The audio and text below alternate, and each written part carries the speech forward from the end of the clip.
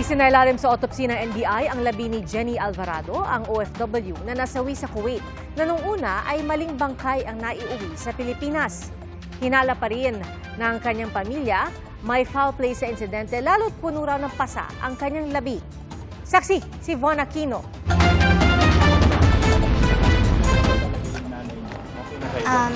Siya na po. Nakita rin po namin yung nunal, yung peklat niya, lahat. Nakita po namin sa katawan niya is maraming pasa. Tulad raw ng bangkay ng Nepali na katrabaho sa Kuwait, puno rin daw ng pasa ang bangkay ng OFW na si Jenny Alvarado ayon sa kanyang anak. Kaya patuloy raw silang naniniwalang may foul play sa pagkamatay ng ina at hindi cold suffocation tulad ng sinabi ng kanyang amo. Sabi ng Department of Migrant Workers, hindi sumailalim sa autopsy ang bangkay ni Alvarado sa Kuwait at ngayon isinailalim na sa autopsy ng National Bureau of Investigation. Sa bandang tuhod po, sa braso, sa kamay, yun po, sa likod, yun po. And in-explain naman po sa amin ng NBI na we will wait for the result.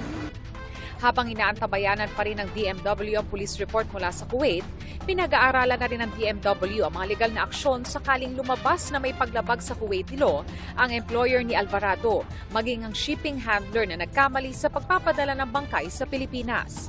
He wrote us a letter stating that the body came to them from the Criminal Investigation Division of Kuwait with the tag, with the name of Jenny Alvarado, and when they received it, sabi nila, there was no way to identify, so they shipped it. Nakatakda namang iburo si Jenny Alvarado sa Montalban, Rizal bukas habang hinihintay pa ang resulta ng autopsy ng NBI sa kanyang mga labi.